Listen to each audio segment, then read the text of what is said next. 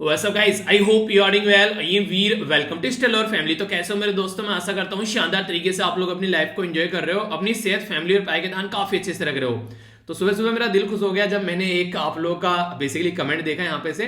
तो यहाँ पर एसएलवी परिवार की मेंबर है जिनका नाम है प्रियंका। तो उड़ीसा पब्लिक सर्विस कमीशन का जो भी रिसेंटली रिजल्ट आया है उसमें इनकी 20 रैंक है। तो ये काफी एक गर्व की बात आप लोग बोल सकते हैं। तो आप सभी लोगों को बधाई हो। और 2017 से बेसिकली एसएलवी फैमिली के साथ में जुड़ी हुई है और काफी अच्छे से देखिए इंसान ना कॉन्टिन्यूअस जब मेहनत करता है तो रिजल्ट फाइनल डे पर निकल कर ही आता है। ठीक है, तो पूरे एसएलवी परिवार की तरफ से हार्दिक शुभकामनाएं और इसी तरीके से लगे रहो यार। At the end of the day result जरूर मिलेगा, टेंशन नहीं लिया करते। बस एक रिक्वेस्ट है आप लोगों से, अगर कोई भी ऐसा कुछ सिलेक्शन का अगर कोई बात होती है तो आप लोग कमेंट में तो चलिए जो लिखते हैं कोई बात नहीं है, एक मेल और जरूर कर दिया कीजिए। ठीक है, सेलेक्टेड कैंडिडेट लिखकर मेल कर दिया कीजिए। तो इससे मतलब एक तरीके से मुझे थोड़ा सा ईजी हो जाता है मेल पर जो चीजें आती हैं। ठीक है, वहां से आप लोगों के साथ में चीजें शेयर करना। तो इसको आप लोग अगर पॉसिबल हो तो जरूर किया कीजिए। एक छोटा सा मेल आईडी आप लोगों को पता है studyloverveer@gmail.com। तो वहां पर आप लोग बेसिकली कॉन्टैक्ट कर सकते हैं। ठीक है, बात करते हैं यहाँ पर आज का जो डिस्कशन रहने वाला है, काफी शानदार, काफी प्यारा और काफी इंटरेस्टिंग रहेगा। तो यहाँ पर आज है 30 नवंबर। तो आप लोग ये थंबनेल देखकर डरे तो नहीं? ये बेसिकली आप लोगों को पता है अभी कॉन्फ्रेंस ऑफ पार्टी चल रही 26 तो चल रही, क्या बेसिकली खत्म हो गई कल। तो उसको जो यहाँ पर प्रोटेस्ट दिखाने के लिए अभी यहाँ पर ये एक तरीके से आप लोग बोल सकते हैं कलाकारों ने बताया एक प्रोटेस्ट दिखाने की कोशिश की कि आज की डेट में भी आप लोगों ने कोई सही रिजल्ट नहीं निकाला है। यानी कि वो नहीं कि आए मिले बैठे चाय पानी पी समोसे खाए और निकल लिए तो जितनी भी बड़ी बड़ी ये कॉन्फ्रेंस ऑफ पार्टी और ये मीटिंग होती है इनमें एक्चुअल में कोई ऐसा फाउंडेशन स्टोन नहीं रखा जाता है कि जिसके बेस पर बोल सके कि हाँ कुछ चेंज होने वाला है। ठीक है, तो ऐसा कुछ नहीं होता है। तो इसकी वजह से यहाँ पर एक प्रोटेस्ट दिखाने की कोशिश की जा रही है। ओके, तो ये कुछ बातें हैं। बाकी आगे बात करें तो बड़ी ही प्यारी बात यहां पर बोली गई है। बोला गया है कि इतना काम करिए कि काम भी आपका काम देखकर थक जाए कि वाह यार क्या बंदा है, ये इस तरीके से काम करता है। ठीक है, यह करती है। तो कोशिश करनी है हमेशा अपने टारगेट को लेकर कभी भी जरा सी भी कोताही नहीं बरतनी है। और जिंदगी में जब तक अपना टारगेट अचीव न कर लो तब तक हथियार नहीं डालने हैं। ठीक है, तो कायरतापूर्ण व्यवहार नहीं दिखाना है, हमेशा एक योद्धा की तरह लड़ना है। भले ही लड़ते लड़ते वीरगति को प्राप्त क्यों ना हो जाए, पर लेकिन वही है अभिमन्यु की तरह लड़ो। ये नहीं कि बस हथियार डाल दिए। तो हमेशा जिंदगी में आप लोग के अंदर अगर इस तरीका एटीट्यूड रहेगा, नेचर रहेगा, तो आप लोग हमेशा कॉन्फिडेंस से भरे रहेंगे। तो कभी भी अपने हथियार नहीं डालने हैं। ओके, जब तक आप लोगों को लगता है कि हाँ कहीं दिक्कत हो रही है, सिलेक्शन नहीं हो रहा, तो देखो सिलेक्शन क्यों नहीं हो रहा है, उस चीज पर काम करने की कोशिश करो। ओके, इसी के साथ में जो ये डिस्कशन है ये दो पार्ट में आप लोगों को देखने को मिलेगा। पहले हम लोग एडिटोरियल डिस्कस करेंगे और फिर न्यूज एनालिसिस वाला पोर्शन देखेंगे। तो वीडियो को एंड तक देखिएगा, काफी शानदार ये डिस्कशन रहने वाला है और बिल्कुल अच्छे से आप लोग को ये बहुत कुछ सिखाकर जाने वाला है। तो कॉपी और पेन लेकर भी आप लोग बैठ सकते हैं। अगर आप लोगों को लगेगा कोई पॉइंट नोट करने लायक है तो उसको आप लोग नोट कर लेना। तो डिस्कशन को आगे बढ़ाते हैं। सबसे पहले तो यहां पर एक जो न्यूज है वो मुझे पर्सनली एक काफी अच्छी न्यूज लगी। अच्छी किस सेंस में, एक नॉर्मल पर्सन अगर कोई है, अगर कोई उल्टी सीधी हरकतें कर देता है उसको तुरंत जो है सजा मिल जाती है।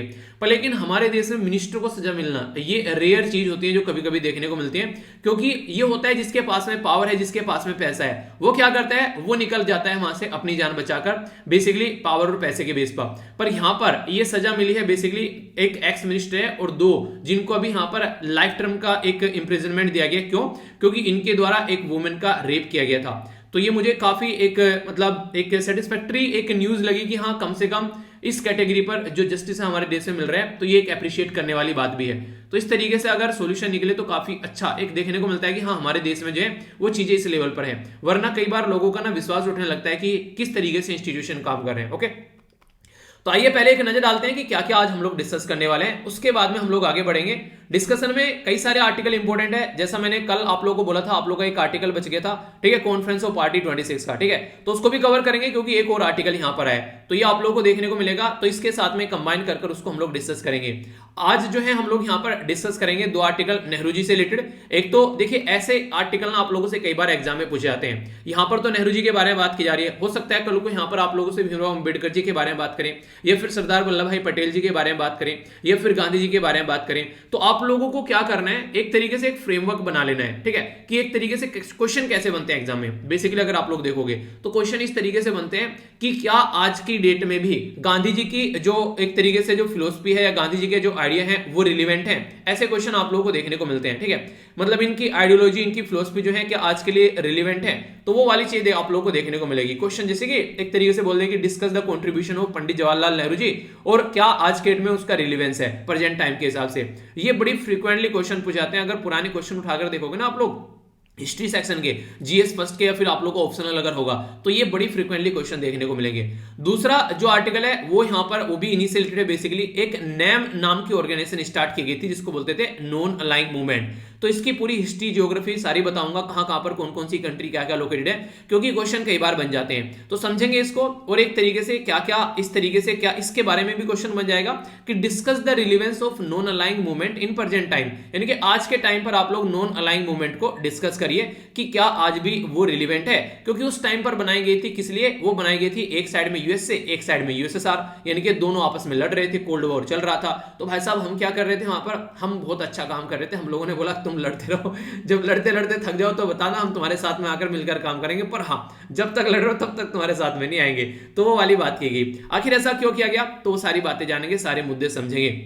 अभी यहाँ पर अभी जो बेसिकली कोविड-19 के बारे में बातें की जा रही है, तो कुछ इंपॉर्टेंट पॉइंट है, कुछ उसके बारे में हम लोग समझेंगे क्या क्या बातें की जा रही है। आज है सैटरडे और सैटरडे को आता है ग्राउंड जीरो। तो आज जो है यहाँ पर ग्राउंड जीरो में आप लोगों को देखने को मिलेगा कश्मीर के मुद्दे के बारे में बात की जा रही है। हालांकि कई बार फैक्चुअल और लोकल इन्फॉर्मेशन होती है काफी ज्यादा, जो कि एग्जाम के लिए ज्यादा रिलेवेंट नहीं होती है, पर कॉन्सेप्ट आप लोग जरूर याद रखिएगा। कॉन्सेप्ट ये बताया गया है कि आज की डेट में जो कश्मीरी पंडित थे जिनको 90s में वहां से अपना घर छोड़कर, घर बार छोड़कर जाना पड़ा था, वो फिर से वहां पर आकर अपना रहना स्टार्ट किया है कुछ लोगों ने। पर लेकिन फिर से जैसा अभी माहौल कश्मीर के अंदर बन रहा है, जो माइनॉरिटी पर अभी यहाँ पर एक तरीके से अटैक किए जा रहे हैं, तो ये कहीं ना कहीं सोचने वाली बात है। ठीक है, अभी यहाँ पर कुछ ऐसे उदाहरण भी दिए गए हैं कि लोकल एरिया में कई सारे लोग ऐसे रहते हैं, जैसे कि एक साइड में एक घर हिंदू का है, दूसरे साइड में मुस्लिम का है। ठीक है, तो ये क्या करते हैं, आपस में मिलकर बड़े ही सौहार्दपूर्ण माहौल में रहते हैं एक दूसरे के साथ में। तो ऐसा नहीं है कि जो नॉर्मल लोग हैं वो ऐसी हरकतें करते हैं, वो हमेशा ये हरकतें वो इंसान करते हैं जो कि नॉर्मल लोग जो जिंदगी जी रहे हैं उनकी लाइफ में इंटरफेयर करने के लिए। बेसिकली होता क्या है, आप लोग क्या लगता है, पाकिस्तान जो है बहुत बुरा देश है, पाकिस्तान जो है बहुत एक तरीके से मतलब बेकार देश है, वहां पे बेकार लोग हैं, ऐसा कुछ बिल्कुल नहीं है भाई साहब। लोग हमेशा अच्छे रहते हैं, प्यारे रहते हैं, स्वीट रहते हैं। ऐसे ही पाकिस्तान के, ऐसे इंडिया के आखिर थे तो एक जगह ही रहते थे।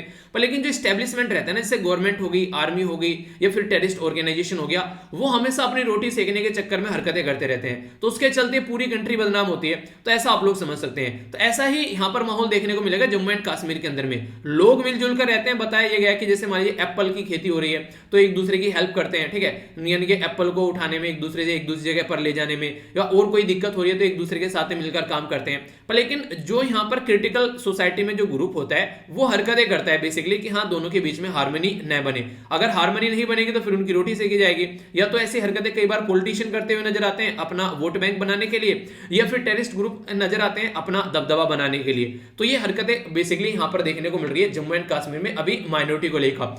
तो जो हमारी कंट्री में आर्टिकल 370 और आर्टिकल जो 35A चेंज किया गया था कंप्लीट जम्मू एंड कश्मीर को बेसिकली इंडिया के अंदर कंप्लीटली इंक्लूड करने के लिए, तो वो जो है वो एक तरीके से रिजल्ट अभी ऐसा नहीं देख रहा है कि बोला जाता शांति हो जाएगी वहां पर। ठीक है, अगर इसके बारे में आप लोगों में एक सजेस्ट करूंगा, एक बड़ा ही प्यारा सा, ये मुझे लगता है मैंने अपनी जिंदगी में सबसे ज्यादा मेहनत करके लेक्चर बनाया था। उस टाइम पर जब मैं पढ़ रहा था बेसिकली मुझे लगा कि यार इसको बेसिकली पढ़ाता हूँ, क्योंकि पढ़ते पढ़ते मुझे बहुत मजा आया था उस बेसिकली टॉपिक को। वो था आर्टिकल 370। आर्टिकल 370 बाय वीर जाकर आप लोग सर्च कीजिएगा, आप लोगों को मजा आ जाएगा वो लेक्चर देखने में। मतलब मैं कह सकता हूँ कि मेरी जिंदगी का one of the best lecture है वो, जो मैंने डिलीवर किया था यूट्यूब के ऊपर। आप लोग देखिएगा, उसको सुनकर आप लोगों का मजा आ जाएगा और कॉन्सेप्ट भी आप लोगों के क्लियर होंगे। तो जिसको नहीं पता आर्टिकल 370 कहां से आया था, क्या दिक्कत थी और क्या चीजें चल रही थी, तो पूरी स्टोरी उसके अंदर बयां की है। ठीक है, तो उसको जाकर देखिएगा। तो ये है कुछ बातें इसके बारे में। अब आगे चलते हैं। आगे जो हम लोग डिस्कस करने वाले हैं, दो चीजें पहले डिस्कस करूंगा। पहले हम लोग बात करेंगे नेहरू जी के बारे में। ठीक है, उसके बारे में फिर हम लोग बात करेंगे नॉन अलाइंग मूवमेंट के बारे में, क्योंकि नॉन अलाइंग मूवमेंट जो है वो एक तरीके से फॉरवर्ड है नेहरू जी से। क्योंकि एक तरीके से जब कोई कंट्री आजाद होती है, एक नई कंट्री बनती है, तो उसको बोलते हैं new born nation. New born जैसे नया बच्चा पैदा नहीं होता है, ऐसे ही देश पैदा होते हैं। और ये देश कहां कहां से पैदा हुए तो आप लोगों को पता है। अगर आज की डेट में आप लोग बात करें, मैं आप लोगों को मैप में दिखाऊं, ये यहां पर अगर बात करें, जब स्टार्टिंग में बोला गया कि एक अलग हम लोग नेम बनाएंगे, यानी कि नॉन अलाइंग मूवमेंट बनाएंगे, तो नई नई कंट्री ऐसी थी जो कि उस टाइम पर पैदा हो रही थी, यानी कि आजाद हो रही थी, यानी कि अंग्रेजों के चंगुल से बाहर निकल रही थी। तो उसमें बहुत सारी कंट्री यहां पर थी, वो मिलकर साथ में आ गई। यहां पर अगर मैं आप लोगों से बात करूं, उस टाइम पर बड़ा ही घमासान चल रहा था। एक साइड में यूएसए था, वो बोलता था हम तुमको जीने नहीं देंगे। एक साइड में यूएसएसआर था, वो बोलता था कि तुम रोक के दिखाओ, हम तुमको जी कर दिखाएंगे। तो जब इनके बीच में लड़ाई चल रही थी, तो यहां पर वही बात आ गई कि तुम लोग लड़ लड़ते रहो और हम लोग जो है तुम्हारे साथ में नहीं आएंगे। ये अपना अपना वर्चस्व बना रहे थे। जो यूएसए था वो चाहता था कि जो आसपास के देश है वो सारे कैपिटलिस्ट बन जाए, यानी कि सारा पैसा जो है वो प्राइवेट सेक्टर के हाथ में आए और वो अपना काम करता रहे। यूएसआर चाहता था, वो कम्युनिस्ट आइडियोलॉजी को डेवलप करना चाहता था, ठीक है, एक तरीके से गवर्नमेंट के हाथ में ज्यादा पावर चीजें रख के, एक तरीके सोसाइटी को वेलफेयर के पॉइंट ऑफ से हालांकि बोला जाता है, पर हाँ दोनों आइडियोलॉजी में काफी डिफरेंस देखने को मिलेगा। आज की डेट में क्वेश्चन आप लोगों से पूछा जाता है इंडिया की इकोनॉमी कैसी है, तो आप लोगों को मिक्स्ड इकोनॉमी देखने को मिलेगी, यानी कि आप लोग यहाँ पर कैपिटलिस्ट आइडियोलॉजी भी देखने को मिलेगी और कम्युनिस्ट भी, यानी कि गवर्नमेंट के हाथ में भी कई सारे पीएसयू है जिसकी हेल्प से गवर्नमेंट काम करती है, और बाकी तो आप लोगों को पता ही है कि प्राइवेट सेक्टर तो बूम होकर आ ही रहा है। तो यहां पर ये कंडीशन से बचने के लिए कि अब तक तो यार अंग्रेजों के गुलाम बने रहे, पता चला अब यूएसए और यूएसआर के गुलाम बन गए, तो हम तो भाई साहब अकेले ही अच्छे हैं, ठीक है, तो वो नहीं कहते कि हम ना मिलेंगे तुम्हारे साथ में, तुम अपना एंजॉय करो।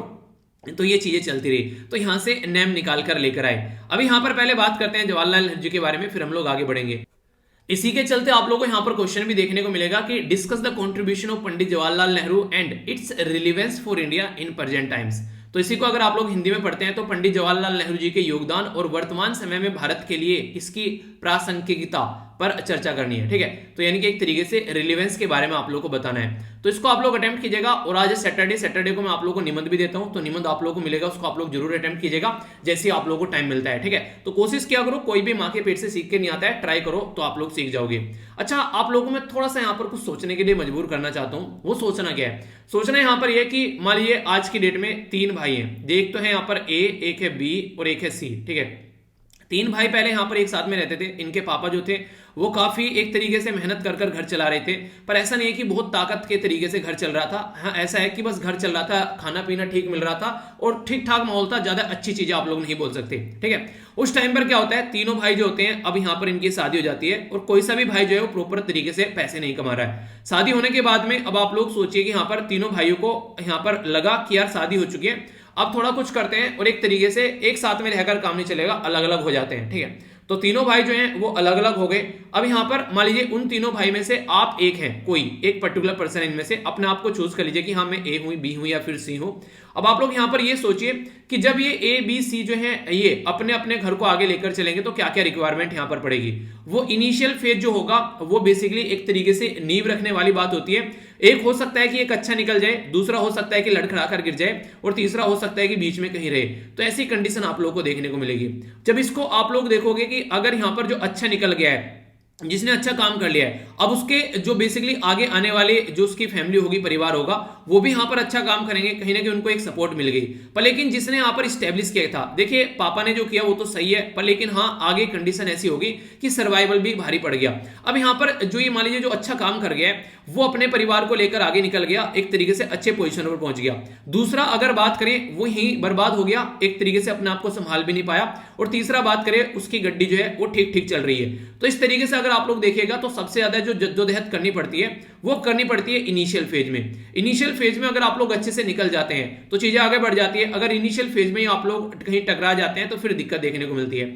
ऐसा ही फंडा आप लोग को देखने को मिलेगा इंडिया, पाकिस्तान और बेसिकली बांग्लादेश के अंदर, ठीक है। इंडिया एक ऐसी कंट्री था, जब देश आजाद हुआ तो हमारे लीडर जो थे वो काफी शानदार लीडर थे। उनको एक्सपीरियंस था अंग्रेजों के टाइम पर ही कि यहाँ कैसे देश चलाया जाता है। आप लोगों को पता है कि हमारी कंट्री में 1937 में जब यहां पर पावर में आए तो लगभग 2 साल पावर में रहे, तो उनके द्वारा एक फील लिया गया कि हाँ इस तरीके से देश को चलाया जा सकता है। जो पुलिस थी जो पहले यहां पर सबको डंडे मारा करती थी, वही पुलिस जो है यहां पर लोगों की रखवाली करने लगी जब हमारी कंट्री के लीडर जो है वो इलेक्टेड लीडर होकर यहां पर आए। तो कहने का मतलब ये था कि हमारी कंट्री की जनता जो है वो उस चीज को समझ चुकी थी कि हाँ ऐसा भी कुछ देखने को मिल सकता है, तो उस चीज को एंजॉय कर चुके थे। लीडर जो है वो एक एक्सपीरियंस ले चुके थे, तो काफी अच्छे खिलाड़ी यहां पर बन चुके थे हमारे लीडर कि आगे चलकर कल को अगर अंग्रेज छोड़कर जाते हैं तो हमारी हालत ऐसी नहीं बनेगी जैसी कई सारे देशों की बनी।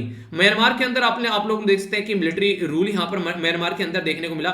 इवन पाकिस्तान के अंदर भी आजादी के बाद में मिलिट्री रूल आ गया, पर हमारी कंट्री के जो लीडर है वो इन सब चीजों से ऊपर उठकर चले। एजुकेशन सिस्टम काफी खराब था, हेल्थ की सर्विस कोई थी नहीं, जो यहां पर बचा कुचा था एग्रीकल्चर सिस्टम जिसके ऊपर काफी कुछ डिपेंडेंट था, वो भी अंग्रेजों ने काफी हद तक बर्बाद कर दिया था। हालांकि बर्बाद तो सारी चीजें की थी अंग्रेजों ने, पर लेकिन एग्रीकल्चर सिस्टम और एजुकेशन सिस्टम पर तो बहुत ही ह्यूज इंपैक्ट यहां पर देखने को मिला, जो कि सर्वाइवल के भी मुद्दे पड़ गए कि कैसे आगे चीजें चलेंगी, क्योंकि अंग्रेज हमेशा अपने फायदे के बारे में बातें करते थे। तो इस तरीके से चीजें आगे चल रही थी। तो उस टाइम पर हमारा देश आजाद हो जाता है 1947 में। तो उस टाइम के जो लीडर हैं वो अपने देश को जो संभालते हैं वो काफी टफ काम था। आज के डेट में हम लोग कुछ भी बैठकर कुछ भी बोल देते हैं, हाँ यार ये तो वो था, ये तो गांधी जी ने ये कर दिया, नेहरू जी ने ये कर दिया, अंबेडकर जी ने ये कर दिया, वल्लभ भाई पटेल जी ने ये कर दिया।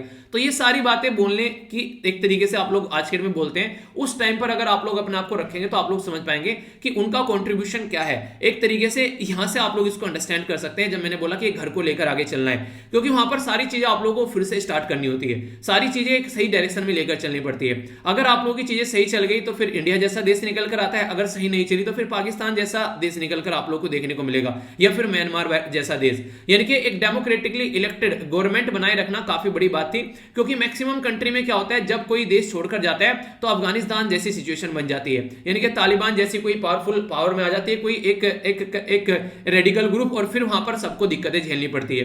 तो इस टाइम को अगर आप लोग देखोगे तो बड़ा ही टफ टाइम था। तो उस टाइम पर पॉलिटिक्स कैसी है, इकोनॉमी कैसी है, ट्रेड कैसा है, और सोशल रिलेशन कैसे हैं, बहुत सारी ऐसी चीजें थी जो कि यहां पर इंपैक्ट डालती हुई नजर आई। ठीक है, तो ये सारी चीजें क्या होती है, यहां पर इस तरीके की जो चीजें होती हैं कई बार इंट्रो लिखने का काम करती है, इसलिए हिंदी और इंग्लिश में मैंने आप लोगों को यहां पर मेंशन किया ताकि आप लोग इसको अच्छे से समझ सके। ठीक है, देखिए कोशिश तो करता हूं यार जितना भी हिंदी का है उसको इंक्लूड करके चलता हूं, आप लोग भी थोड़ा सा पेशेंस रखा कीजिए, क्योंकि मैक्सिमम चीजें देखिए इंग्लिश में हिंदी में कन्वर्ट करना पॉसिबल नहीं है। हाँ, जितना हो पाता है, और बाकी तो आप लोगों को पता है मैक्सिमम हिंदी में बोलते ही हूं, तो उसको उस तरीके से लेके नहीं चलना है। तो यहां पर स्टार्टिंग में अगर आप लोग देखोगे तो एक 5 बेसिकली यहां पर इनके द्वारा पिलर को लेकर चला गया कि देश को कैसे बनाना है, क्योंकि अभी नया नया देश पैदा हो रहा था, तो बहुत सारे बने छोटे छोटे बच्चे इधर उधर भाग रहे हैं, जैसे कभी पाकिस्तान निकल के भाग गया, इधर बांग्लादेश निकल के भाग गया, तो उस टाइम पर देश को संभालना थोड़ा आसान नहीं होता है। ठीक है, उस टाइम पर एजुकेशन सिस्टम अच्छा नहीं है, हर एक अपने आप को अपने लेवल पे लेकर चल रहे हैं। ठीक है, हालांकि एक खुशी थी, देश आजाद हो गया तो उसके चलते लीडर को काफी अच्छे से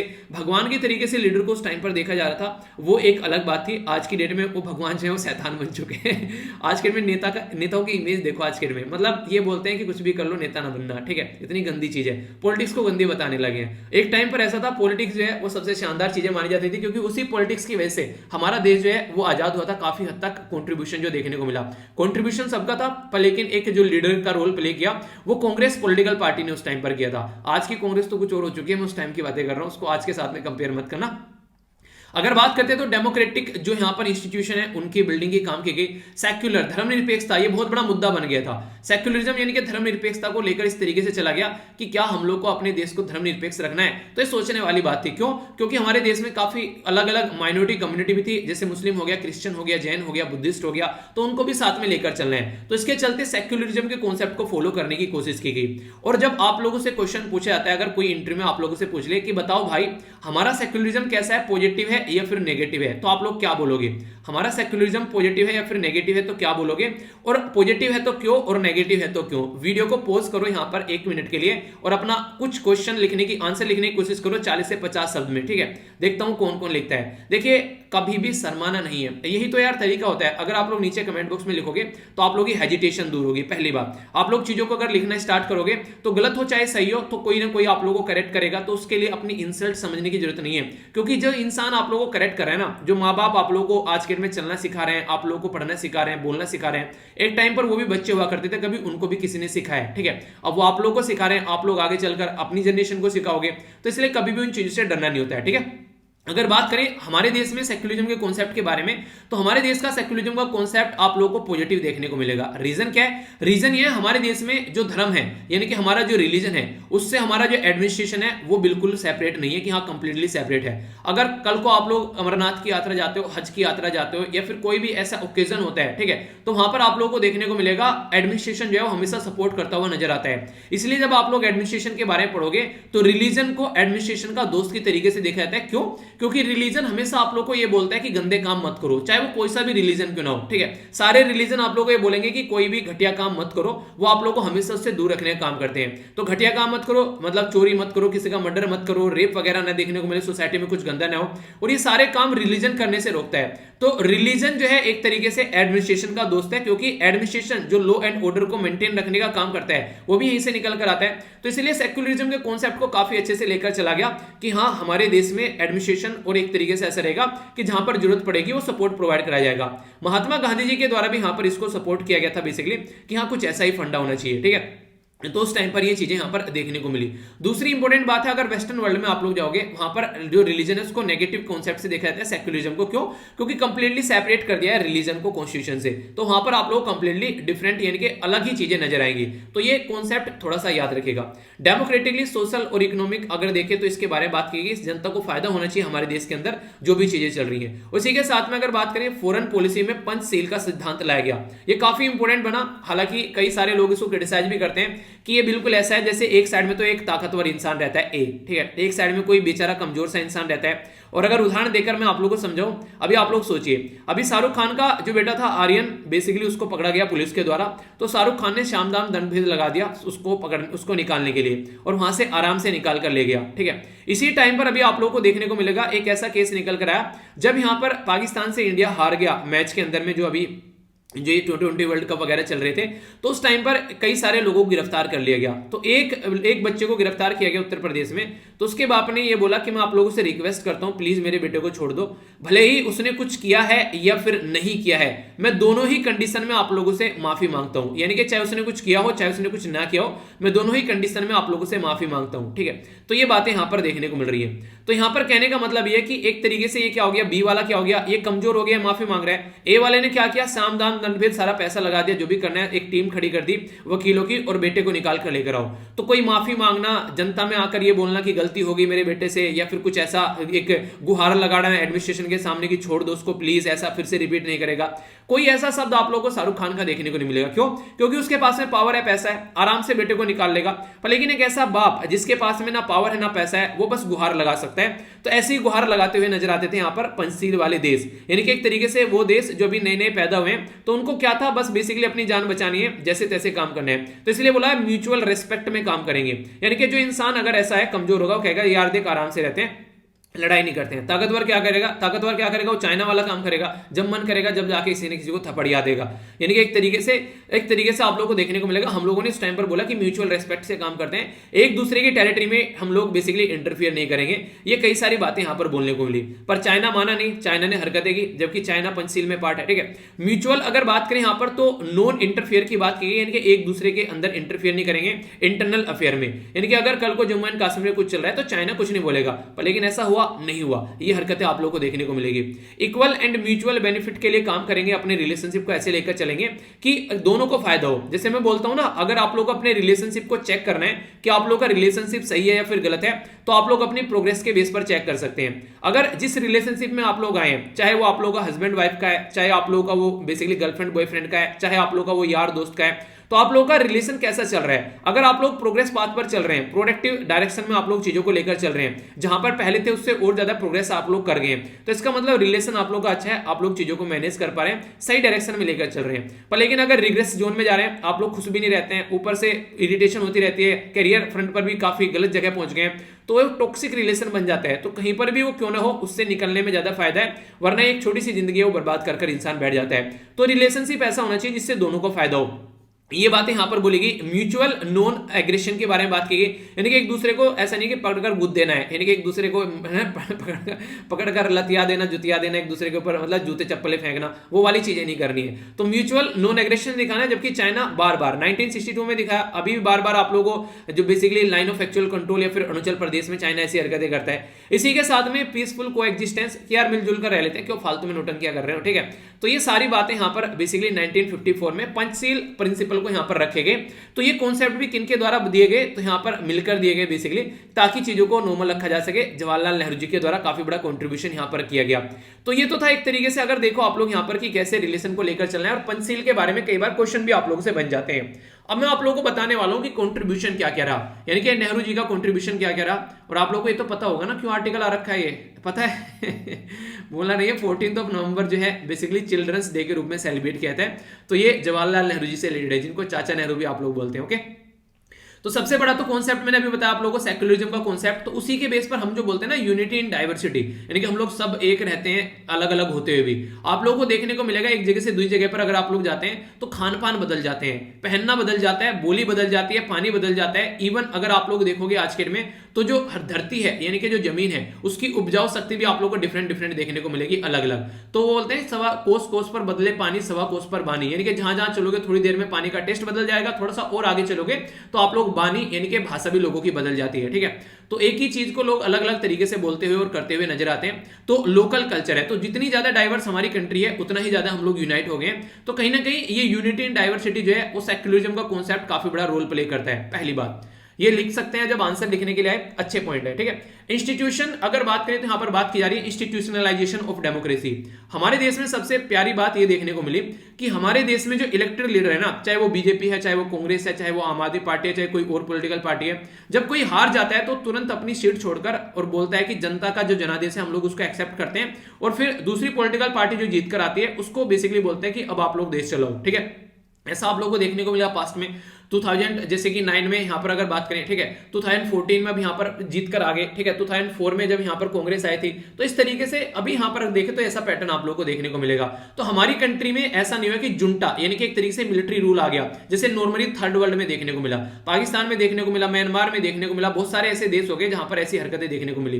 पर लेकिन नेहरू जी का जो आइडिया था, उन्होंने क्या किया, डेमोक्रेसी को इस तरीके से लेकर चला कि सारे सिटीजन को यहाँ पर इक्वल राइट यहाँ पर दिया जाए और इतनी जो डिवाइडेड सोसाइटी है उसको साथ में लेकर चला जाए। तो ये एक अच्छा तरीका आप लोग बोल सकते हैं बेसिकली कि एक ऐसे तबके को साथ में लेकर चलना जो कि अभी ज्यादा एजुकेटेड भी नहीं है और ज्यादा ऐसा भी नहीं कि प्रोस्पर कंट्री है हमारे देश में, यानी कहते हैं कि एक तरीके से सोने की नदियां बह रही हैं, सबके पास में बिल्कुल माला माल हो पड़े हैं, सब बहुत पढ़े लिखे हैं, सब कुछ सब कर लेंगे, तो ऐसा कुछ नहीं था। ठीक है, उस टाइम पर भी लेकर चलना एक बड़ी बात थी, तो इस तरीके से समझ सकते हैं। उसी टाइम पर इनके द्वारा इंस्टीट्यूशन को एस्टेब्लिश करना, आईआईटीज का कॉन्सेप्ट इन्हीं का था। देखिए थोड़ा सा इनकी ना कई बार आइडियोलॉजी जो थी महात्मा गांधी जी के साथ में मिलती नहीं थी, और कई बार देखिए इंटरेस्टिंग चीज मुझे ये लगती है, अगर मैं पर्सनली बताऊं, जब मैं हिस्ट्री पढ़ता हूं सबसे प्यारी चीज मुझे ये बोलती है कि जो हमारे लीडर थे ना, पंडित जवाहरलाल नेहरू जी हो गए, सरदार वल्लभ भाई पटेल जी हो गए, ठीक है, इसी के साथ में महात्मा गांधी जी हो गए, या फिर आप लोग बात करें और भी कोई लीडर ले लीजिए जैसे भगत सिंह जी हो गए, ठीक है, इसी के साथ में अगर बात करें तो सुभाष चंद्र बोस जी हो गए। ठीक है, तो ये सारे जो लीडर थे, या भीमराव अम्बेडकर जी हो गए, इनकी सबकी आप लोग समझेंगे ना, इनको जब पढ़ेंगे आप लोग,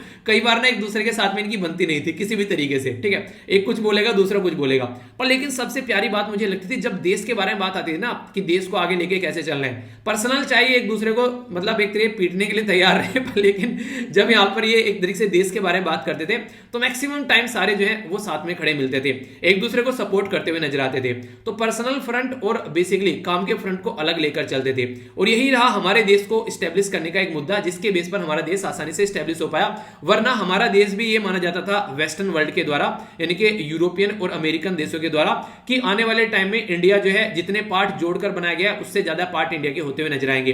पर लेकिन उनको झुठला दिया हमारे संविधान ने, जब हम लोगों ने एक संविधान बनाया तो उस संविधान की जो बागडोर रखी गई तो इन लीडर्स के द्वारा रखी गई, जिसके बेस पर हम लोग काम कर रहे हैं। तो Indian institute of technology ISRO आज के में आप लोग देखते हैं कहीं ना कहीं वहीं से उसको सपोर्ट मिलना स्टार्ट हुआ कि ऐसा कुछ होना चाहिए, और इसी के साथ में आगे चलकर हमारे जो दो न्यूक्लियर एक्सपेरिमेंट हुए तो वो भी यहीं से निकल कर आए। पंडित जवाहरलाल नेहरू जी जो थे वो हमेशा बात करते थे बड़ी बड़ी इंडस्ट्री होनी चाहिए, ठीक है, एक तरीके से, ताकि हम लोग अपने एरिया में काम कर सकें, और जो ऑलरेडी जो मैन्युफैक्चरिंग सेक्टर है हमारा, जो ऑलरेडी काम कर रहा है हमारे देश में, उसको भी हम लोग को प्रोटेक्ट करना है, यानी कि अपना बड़े बड़ी चीजों को स्टैब्लिश करना है, जो ऑलरेडी अवेलेबल है उनको भी साथ में लेकर चलना है। तो यानी कि ऐसा था, ये बोले थे अंग्रेजों के, तुम निकलो हम देखते अपने देश को कैसे लेकर चलते हैं, फिर देखना तुम कि हम लोग क्या करते हैं। ठीक है, तो यानी कि ऐसा नहीं है कि तुम निकल जाओगे तो तुम्हारे ऊपर डिपेंडेंट है हम इतना बूता बना चुके हैं कि हम लोग अपने देश को चला पाएंगे, और यहां पर ये चलाकर निकल भी गए। वरना आप लोग देख सकते हैं अगर उस टाइम पर हमारा देश जो है वो सही पैरों पर नहीं खड़ा हो पाता और लड़खड़ा जाती डेमोक्रेसी और हमारे देश में सिविल वॉर हो जाती, तो क्या कंडीशन देखने को मिलती, हो क्या जाती। अंग्रेजों ने तो माहौल बना दिया था इंडिया और पाकिस्तान को क्रिएट करके, सिविल वॉर जैसी कंडीशन बनी गई थी। गदर मूवी देखी ना, ठीक है, छोड़ दो सबको को एक बार छोड़ के देख लिया, सोचा था बिछड़े माँ बाप से मिलेगी तो खुशी से झूम उठेगी, पर आपने तो इसे जीते जी मार डाला, तो वो वाली बातें देखने को मिली, गदर मूवी बन गई थी। तो ये बहुत ही दुर्घटनापूर्ण एक चीजें देखने को मिली थी। पर हाँ, हमारे देश के जो लीडर थे वो कहीं ना कहीं बहुत ज्यादा मैच्योर थे एज कंपेयर टू दूसरी कंट्री के, जो कि चीजों को संभाल कर ले गए। ठीक है, ये बिल्कुल ऐसे से मैंने डिमोनेटाइजेशन के बारे में आप लोगों को बताया था ना, मोदी जी संभाल कर ले गए, पर लेकिन वेनेजुएला के जो वहां पर जो लीडर थे वो वहां पर घुटने टेक गए और बर्बादी कर बैठ गए। तो वही चीजें होती है, तो मैच्योरिटी का निशानी आती है कैसे आप लोग चीजों को लेकर चल रहे हो। वेलफेयर का स्टेट का कॉन्सेप्ट यहाँ पर लाया गया, ठीक है। तो कैसे लेकर चलना है, तो एक्सट्रीम पोवर्टी, इनइक्वलिटी, ये सारी चीजें आप लोगों को देखने को मिल रही थी, यानी कि बहुत ज्यादा गरीब लोग थे, ठीक है। इसी के साथ में कोई भी एक दूसरे के साथ में मिलकर साथ में रहने के लिए तैयार नहीं था। आप लोग को जाति के बेस पर, कास्ट के बेस पर, रिलीजन के बेस पर चीजें जो है बहुत ज्यादा डिवाइडेड थी। उसके बाद भी चीजों को लेकर चलना तो बड़ी बात थी। और उसी में से आगे निकल कर आया right to work, right to food, right to education, right to fair compensation for land. तो ये सारी चीजें जो निकल कर आई कहीं ना कहीं, जो ये सोशल और वेलफेयर जो स्टेट का फंडा यहां पर रखा गया था, वहां से निकाल कर लेकर आए। तो ये भी कहीं ना कहीं काफी बड़ा रोल रहा इनके द्वारा इस चीज को सेव देने में। नेक्स्ट यहां पर बात करें फॉरेन पॉलिसी के बारे में, तो नॉन अलाइंग मूवमेंट के बारे में, यानी कि नेम के बारे में मैंने बता दिया। नॉन अलाइंग यानी किसी के साथ में नहीं मिलेंगे, अलग लेकर चलेंगे। तो उसके चलते कोल्ड वॉर के टाइम पर जब दो खूंखार दरिंदे एक साथ में लड़ रहे थे, एक साइड में यूएसए और एक साइड में बेसिकली यूएसएसआर, उस टाइम पर हम लोगों ने बोला तुम लड़ लो भाई, हमको साइड में रहने दो।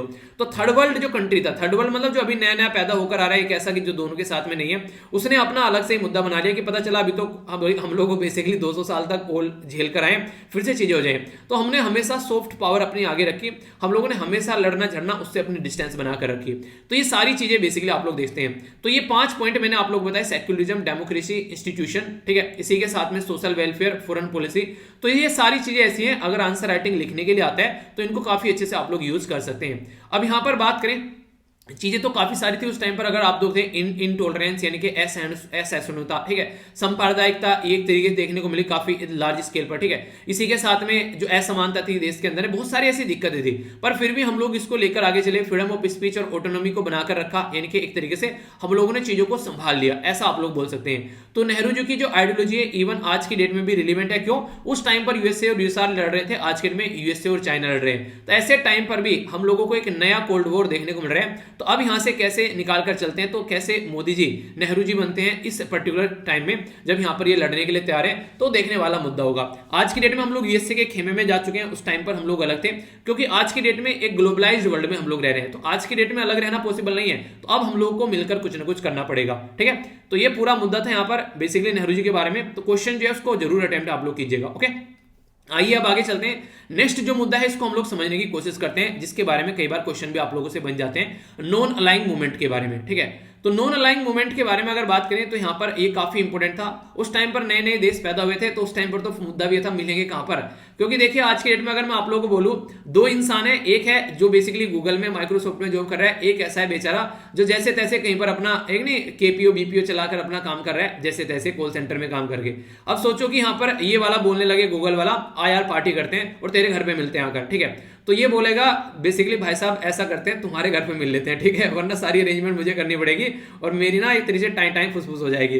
तो वो सारी चीजें हैं। तो इसलिए आप लोगों को देखने को मिलेगा स्टार्टिंग में जो मीटिंग है इंडिया ने यहाँ पर देखे बल्ग्रेड में हुई, ठीक है, 1961 में बल्ग्रेड कॉन्फ्रेंस, ठीक है। तो इस तरीके से आप लोग देखते हैं। तो होस्ट सिटी थी बल्ग्रेड, यूगोस्लाविया था बेसिकली कंट्री, ठीक है। तो यहाँ पर इजिप्ट था, ठीक है, फिर यहाँ पर आप लोगों को जाम्बिया, फिर यहाँ पर अल्जीरिया, फिर यहाँ पर श्रीलंका, ठीक है, फिर यहाँ पर क्यूबा। तो 7th मीटिंग आप लोगों को देखने को मिली 1983 में, ठीक है। तो कहने का मतलब ये है कि हम लोग काफी देर में जाकर हम लोगों ने बोला कि ठीक है एक मीटिंग करा लेते हैं यहाँ पर। तो ये चीजें आप लोग यहाँ पर देखते हैं। तो ये इसकी टोटल मीटिंग जो है अभी हो चुकी है। पहली मीटिंग जो हुई थी ये 1961 में देखने को मिली थी। अभी टोटल मीटिंग इसकी हो चुकी है बेसिकली 18 और लास्ट हुई थी 2019 में। ये कहां पर हुई थी? ये हुई अजरबैजान बाकू में। तो यहाँ पर कई सारी बातें बोलेगी कैसे चीजों को लेकर चलना है। हर जगह पीस आप लोगों को देखने को मिलेगा। शांति प्रिय लोग हैं, शांति बनाकर रखना चाहते हैं, तो पीस को आगे लेकर चलना चाहते हैं। आज की डेट में पहले यहाँ पर स्लोगन नहीं हुआ करते थे, अब इनको थोड़ा सा शांति मिल गई तो स्लोगन भी लाने लगे। क्यों? क्योंकि जब ये बनाया गया था नेम, तो इसका मतलब ये था कि यूएसए और यूएसएसआर से बचना है। तो जवाहरलाल नेहरू जी थे और इनके साथ में और भी लीडर थे। एक घाना के प्रेसिडेंट थे, इजिप्ट के प्रेसिडेंट थे, इंडोनेशिया के प्रेसिडेंट थे और यूगोस्लाविया के प्रेसिडेंट थे, ठीक है। तो ये कई बार इनके लीडर के नाम भी आप लोगों से पूछ लिए जाते हैं, ठीक है। तो यहाँ पर इनके नाम भी देखेगा। इंडिया के थे जवाहरलाल नेहरू जी, इसी के साथ में नक्रुमहा थे यहाँ पर जो प्रेसिडेंट ऑफ घाना, इसी के साथ में गमल अब्दल जो नसीर थे, ये किसके थे यहाँ पर? ये थे बेसिकली इजिप्ट के। सुकारानो थे यहाँ पर, ये इंडोनेशिया के। और टिंटो, इनका नाम तो कई बार पूछा भी जाता है, ठीक है। टिट्टो उन्हें जब कहते हैं सलमान खान जो दंगल मूवी में टिट्टो का भी आया है, हाँ टिट्टो का भी आया, तो टिट्टो याद रख लीजिएगा आप लोग, ठीक है। तो टिट्टो जो था ये बेसिकली यूगोस्लाविया, ठीक है। और पहली मीटिंग कहां पर हुई थी? वो बल्ग्रेड कॉन्फ्रेंस इसको बोलते हैं, ये यूगोस्लाविया में थी, ठीक है। लोगोस्लोविया, बेसिकली कुछ ही बोल लो आप लोग, ठीक है। तो ये आप लोग को देखने को मिलेगा। तो इसके चलते यहां पर जब ये मीटिंग हुई तो इसमें बोला गया कि यार क्या क्या करना है, कैसे लेके चलना है, ठीक है। नए नए देश बन गए तो सोचना है कैसे चीजों को लेकर चलना है। तो टफ काम था, आसान काम नहीं था, ठीक है। क्योंकि एक साइड में दो शेर लड़ रहे हैं, दो शेर क्या, एक साइड में बेसिकली एक साइड में भेड़िया, एक साइड में टाइगर लड़ रहे हैं आपस में। तो कैसे चीजों को लेकर चलना है, तो ये सारी कंडीशन थी। तो इन्होंने प्रिंसिपल बनाया कि क्या करना है हम लोग को। तो सबसे पहले तो ये बताया कि हम लोगों ने प्रिंसिपल बना लिए और इसको बंदूगन प्रिंसिपल बोला गया, क्योंकि ये कॉन्फ्रेंस थी जिसके नाम से इसका नाम निकाल कर लेकर आया गया। फंडामेंटल ह्यूमन राइट के बारे में बात करेंगे, ऑब्जेक्टिव प्रिंसिपल लेकर चलेंगे। यानी कहने का मतलब ये है कि यार देखो, इंसान को इंसान की तरीके से ट्रीट करना है, तो उसी तरीके से काम करेंगे। और हम ना यूएन के हिसाब से काम करेंगे, ना यूएसए के हिसाब से चलेंगे, ना यूएसआर के हिसाब से चलेंगे। फिर से वही बात आ गई, एक दूसरे की सोवरेनिटी, संप्रभुता और इंटीग्रिटी, टेरिटरी का हर्ट नहीं करने, ये बातें बोलेगी। सारे लोगों को एक साथ लेकर चलेंगे, ऐसा नहीं कि अमीरों को लेकर चलेंगे, गरीबों को पीछे छोड़ गए, ठीक है। कि एक दूसरे के देश में इंटरफेयर नहीं करेंगे। पंचशील वाले सारे कवर हो जाते हैं यहाँ पर, ठीक है। जो पंचशील सिद्धांत बताए थे ना मैंने, वो सारी चीजें इसी के साथ में डिफेंड करेंगे एक दूसरे को जब जरूरत पड़ेगी, इंडिविजुअली और कलेक्टिवली, खासकर यूनाइटेड नेशन के हिसाब से, ओके। कहीं भी आप लोग को एक दूसरे के खिलाफ जो है डिफेंस पैक्ट वगैरह में हम लोग पार्ट नहीं बनेंगे, ये बोला गया यहाँ पर। इसी के साथ में यहाँ पर एग्रेशन से चीजों को बचेंगे, कोशिश करेंगे शांति में चीजों को निपटा ले जाए। पॉलिटिकली इंडिपेंडेंट एक दूसरे को रखेंगे। इंटरनेशनल अगर कोई लड़ाई होता है तो शांति में मिलकर उसको सुलझाएंगे। म्यूचुअल इंटरेस्ट, एक दूसरे के फायदे के लिए कार्य बात करेंगे। और इंटरनेशनल जो भी रूल और रेगुलेशन है उनको फॉलो करेंगे। तो ये बातें यहाँ पर इनके द्वारा बताई गई, यानी कि मिलजुल कर काम करने की बातें की गई। यानी कि जो पंचशील के मैंने कॉन्सेप्ट आप लोगों को बताए थे, वो सारे के सारे कॉन्सेप्ट भी इसके अंदर इंक्लूड कर लिए गए, जो कि इंडिया और चाइना के बीच में ऑलरेडी थे, ठीक है। तो ये चीजें हैं जो आप लोग यहाँ पर याद रखेगा। तो ये अलग अलग टाइम पे अलग अलग काम किया गया। तो बोला ये जाता है कि उस टाइम पर हम लोगों ने इसलिए बनाया था कि यूएसआर और यूएसए था, ठीक है। पर लेकिन आज की डेट में क्या, तो उस टाइम पर नेम का ऑब्जेक्टिव यही था क्रिएट करने का कि भाई साहब अलग बने रहे, वरना ना कचुंबर निकाल कर खा जाएंगे, दोनों इतने खुकार आदमी है। तो इसलिए बोला कि अलग लेकर चलेंगे। तो पहले तो बोला गया था कि राइट ऑफ इंडिपेंडेंट जजमेंट, यानी कि एक तरीके से कैसे इंडिपेंडेंट चीजों को लेकर चलना है, ये एलिमेंट रखेंगे। स्ट्रगल करना है इंपीरियलिज्म, यानी कि एक तरीके से नियो कॉलोनिज्म, यानी कि जो अंग्रेज रूल करे ना, कहीं अंग्रेज, कहीं फ्रांस, कहीं पोर्चुगल जो रूल करें, उससे बचाना है। और मॉडर्न रिलेशन कैसे रखने हैं बेसिकली वर्ल्ड पावर के साथ में, तो वो भी देखना पड़ेगा। तो ये उस टाइम तक तो चीजें चल रही थी, पर लेकिन जब ये सारी चीजें साइड में होगी 1990s में आके क्या हुआ, ये यूएसएसआर का विघटन हो गया। अब यूएसए अकेला पावरफुल रह गया, तो अब कैसे चीजों को लेकर चलेंगे, तो फिर अलग तरीके से चीजों को यहाँ पर डिसाइड किया गया। तो अब बहुत सारे मुद्दे हो चुके हैं यहाँ पर आगे चलकर, एक तरीके से ना चीजों को चेंज करना स्टार्ट कर दिया कि पीसफुल एक दूसरे के साथ में रहना है, वो सारी चीजें, बहुत सारे मुद्दे आ गए। अब फिलहाल क्या कर रहे हैं, इन्वायरमेंट के बारे में बातें करते हैं, क्लाइमेट चेंज के बारे में बातें करते हैं, साइबर सिक्योरिटी के बारे में बातें करते हैं। तो अब जो है मुद्दे इनके चेंज हो गए। तो इसलिए अगर आप लोगों से कोई पूछने लगे कि क्या आज की डेट में भी ये नेम का कोई एग्जिस्टेंस है, क्या इसका कोई फायदा है, तो हाँ भाई, जैसे जैसे दुनिया चेंज होती है वैसे वैसे चीजें चेंज होती है। अब चीजें चेंज हो रही है तो उसी तरीके से इन्होंने अपना पैटर्न भी चेंज कर दिया है। अब इसके बारे में कुछ बेसिक इन्फॉर्मेशन जो कई बार प्रीलिम्स वगैरह के अंदर आप लोगों की पूछ ली आती है। हालांकि ये पंचशील के सिद्धांत और ये सब भी आप लोगों से कई बार एग्जाम में, प्रीलिम्स में या कॉन्फ्रेंस के बारे में पूछा जा चुका है, ठीक है। बाकी यहां पर ये इंपॉर्टेंट कुछ और बेसिक इंफॉर्मेशन, नेम जो था ये बल्ग्रेड कॉन्फ्रेंस कहां पर, यूगोस्लोविया में हुई थी। ये 1961 में 25 देश यहां पर आकर मिले थे, ठीक है। तो 25 देश यहां पर आकर मिले, तो इंडिया में बोला गया था कराते हैं, तो नेहरू जी बोलने लगे यार हमारा इतना ब्योत नहीं है कि हम लोग बेसिकली अपने सर पर सहरा बांध सके, क्योंकि हमारी जो जनता है वो बहुत ज्यादा है और हमारे पास में पैसा नहीं है। तो इसलिए हम लोगों ने सहरा जो है वो यूगोस्लाविया के जो सर पर बांध दिया कि तुम करो यार, तुम कर सकते हो, चढ़ा देते हैं किसी को कि हाँ तुम दोगे पार्टी, तुम्हारे पास तो बहुत पैसा है यार। तो वही चीज देखने को मिली। तो फर्स्ट जो समिट थी यहाँ पर इस कॉन्फ्रेंस में, यहाँ पर India as a founding member के तौर पर पार्टिसिपेट करा, ओके। उन्हें कहते हैं दूसरे की शादी में तो कोट शोट पहन के जाओ, पता तो तब चलता है जब अपनी होती है, वहां पर सब कुछ खर्चा भी अपना ही हो रहा है और ऊपर से जिंदगी जो है बंधने जा रही है, ठीक है। तो वो वाली कंडीशन देखने को मिलेगी।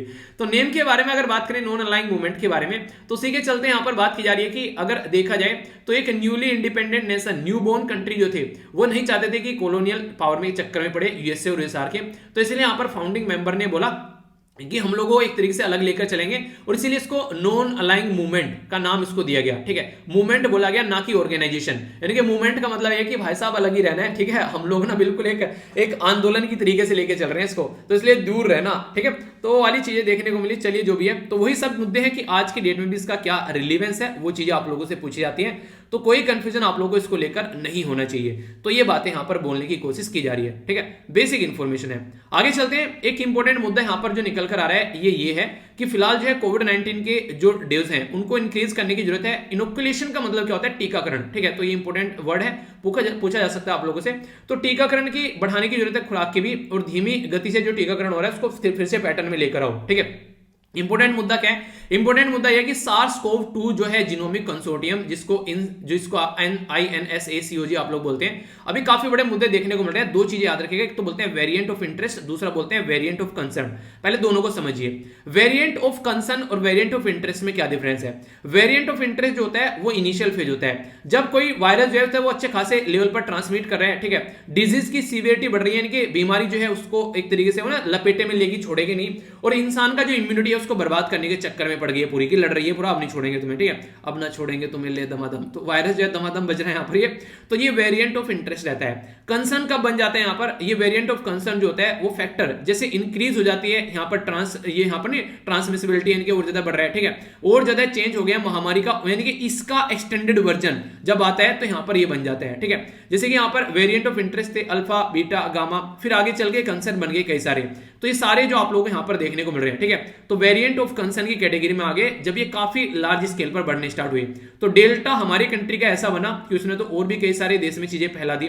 तो किसके द्वारा ये नाम दिए गए? तो वर्ल्ड हेल्थ ऑर्गेनाइजेशन के द्वारा ये नाम दिए गए थे, क्या ये इनके नाम है। तो उसी के चलते बोला गया कि वेरिएंट ऑफ इंटरेस्ट और वेरिएंट ऑफ कंसर्न के बारे में बात करें तो जो डेल्टा है वो स्टार्टिंग में भी देखें तो नेग्लिजिबल देखने को मिल रहा है। इसका अगर वर्जन बात करें AY4.2 डेल्टा वेरिएंट बोला गया, जिसको इसका सिबलिंग्स यानी कि एक वायरस का भाई जो था वो बोला कि यार मुझे ना मजा नहीं आ रहा है इंडिया में, ठीक है, मुझे ना यूके में जाना है, बड़ी बड़ी अच्छी अच्छी चीजें वहां देखने को मिलती है, यानी कि यूके में जाकर मुझे जिंदगी को एंजॉय करना है अंग्रेजों के बीच में, इंडिया में मजा नहीं आ रहा। तो वो बोला ठीक है भाई, एक था कोई मतलब मेरे और आपके जैसा कि भाई हम तो अपना देश पसंद, हम तो अपने देश में ही रहेंगे, ठीक है। वो दूसरे वाला बोला नहीं यार अपने देश में कुछ है क्या? वो नहीं था आप लोगों ने गाना सुना होगा, जब जीरो दिया मेरे भारत ने दुनिया को तब गिनती आई, उसमें कहता है क्या है तुम्हारे देश में? आज भी लोग जो हैं वो बेसिकली एक बीन बजाते हैं, सपेरे बनकर घूमते हैं, और यहाँ पर हम लोग चांद पे पहुंच गए। तो एक ऐसा था कि उसको चांद पे पहुंचना था तो वो देश छोड़कर भाग गया, उसको क्या पता कि आगे चलकर बेसिकली चांद पे सबसे ज्यादा अमीर रहने वाले हैं, तो एक अलग बात है। तो हमने सबसे पहले चांद पर पानी खोज लिया जाकर, ठीक है। तो इस तरीके से समझ सकते हैं। तो डेल्टा वेरिएंट का एक वर्जन जो था उसको लगा कि यार अपने देश में कुछ नहीं रखा, निकल लेते हैं, तो वो निकल लिया, तो उसने यूके में आकर त्राहिमाम मचा दिया। तो इस तरीके से कई सारी चीजें आप लोगों को देखने को मिलती है। तो अभी डेथ भी बढ़ी, यहाँ पर कई सारी और दिक्कतें देखने को मिली। तो बोला यह जा रहा है कि अभी कई सारी स्टेप उठाए गए हैं। एक तो घरों घरों में जाकर हम लोग को वैक्सीनेशन का कैंपेन चला रहे हैं, उन्हें कहते हैं 2 बूंद जिंदगी की। अमिताभ बच्चन भी बोलते हैं कई बार कि 2 बूंद जिंदगी की पी लो, ठीक है, उन्होंने बोला था 2 बूंद जिंदगी की पी लो, शाहरुख खान के बेटे ने उसको अलग ले लिया, उन्होंने पूरी बोतल जिंदगी की पी ली। मतलब देखने को मिले क्या चीजें हो जाती हैं। तो अगर बात करें पोलियो वैक्सीनेशन के बारे में, तो यहाँ पर बेसिकली हम लोगों ने प्रोग्राम भी चलाए हैं पहले, यानी कि हम लोग पहले भी किया है, ऐसा नहीं कि पहली बार कर रहे हैं। तो तन्नोवेट से मन्नू की पहली बार नहीं, पहले भी किया हम लोगों ने।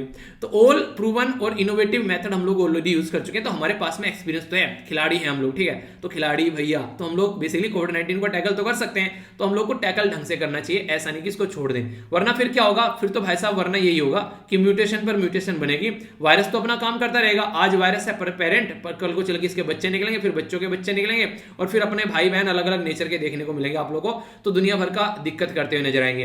तो जो दवाई अभी बना रहे हो वो आगे दवाई काम नहीं आएगी। तो कहीं यहाँ पे जेनेटिक सीक्वेंस में चेंज हो गया तो इसका नेचर चेंज होएगा, तो नेचर चेंज होते ही जो दवाई आप लोगों ने बनाई है वो यहाँ काम ही नहीं करेगी। तो ये सारी चीजें, एक किताब भी इसके बारे में याद रखिएगा, ये है basically invisible empire the natural history of virus, ठीक है। तो यहाँ पर ये बेसिकली परन्या लाल के द्वारा लिखी गई है। ऐसी किताबों के नाम आप लोगों से पूछ लिए आते हैं क्योंकि वायरस जो है वो काफी ज्यादा न्यूज में है। तो ये बेसिक इन्फॉर्मेशन है इसके बारे में, तो कंफ्यूज नहीं होना है। अब ये जो आर्टिकल मैं आप लोगों से यहाँ पर डिस्कस करने जा रहा हूँ इसको थोड़ा सा ध्यान से सुनिएगा, आप लोग इसको एंजॉय भी करोगे। ये आप लोगों का बचा हुआ तो पूरी चीजें से बताता हूँ आखिर चल क्या रहा है और इंडिया किस तरीके से चीजों को कैसे लेके चल रहा है, ठीक है। कॉन्फ्रेंस ऑफ पार्टी यहाँ पर देखने को मिली ग्लासगो में, तो उसी से रिलेटेड ये आर्टिकल है, तो अच्छे से एंजॉय कीजिए इसको और फिर हम लोग आगे देखेंगे न्यूज एनालिसिस वाला पोर्शन। यार एक ऐसे इन्वायरमेंट को हम लोग ठीक करने जा रहे हैं कि जिसकी वजह से हम लोग इस धरती पर जिंदा है, यानी कि पृथ्वी पर ऐसा इन्वायरमेंट है, ऐसा माहौल है, ऐसा वातावरण है जिसकी वजह से हम लोग जिंदा हैं और हम लोग उसी को प्रोटेक्ट करने जा रहे हैं। बिल्कुल ऐसा ही है कि जिस माँ के गर्भ से हम लोग जन्म लेते हैं उसी माँ, उसी बेटी, उसी औरत को प्रोटेक्ट करने की जरूरत पड़ गई। तो ये ऐसी चीज हो गई, बिल्कुल ठीक है। चलिए जो भी है हरकतें हैं तो क्या करें, अब सुधारनी तो पड़ेगी। हमारा टारगेट ये है कि 2070 तक का हम लोग को अपने देश को जो एक तरीके से क्या करना है, कार्बन न्यूट्रल बनाना है, ठीक है। तो उसके बारे में बात करते हैं। अभी हुआ क्या, कहां से आई ये बातें निकलकर, ऐसा क्यों हम लोग बोल रहे हैं कार्बन न्यूट्रल बना लेते हैं, ऐसा कुछ कर लेते हैं। तो इसके पीछे बड़ी ही सोची समझी साजिश है। कई सारे अमीर देश जो हैं वो प्राइम मिनिस्टर मोदी साहब के पीछे लगे और आखिर में इनको पकड़ ही लिया उन्होंने, ठीक है। मतलब ये लगे हुए थे काफी दिनों से, मैं देख रहा था, मुझे लग रहा था कि ये कुछ ना कुछ करवाएंगे हमसे। वो नहीं कहते, वो नहीं मिल्खा सिंह जा रहा था हवाई जहाज में, तो ठुकवाएगा, वही तो ठोकेगा यार। तो वही काम आप लोगों को देखने को मिला, ठुकवा दी इन्होंने हमारी गड्डी भी 2070 में जाकर के, आप लोगों को 2070 तक का इसको अचीव करने हैं। तो हमारी गड्डी ठुक गई 2070 में। तो 2070 में हम लोग यहाँ पर बेसिकली एमिशन को कंप्लीट करेंगे, नेट जीरो एमिशन हम लोग टारगेट रख दिए गए। और यहाँ पर 5 पॉइंट भी दिए गए प्राइम मिनिस्टर मोदी साहब के द्वारा।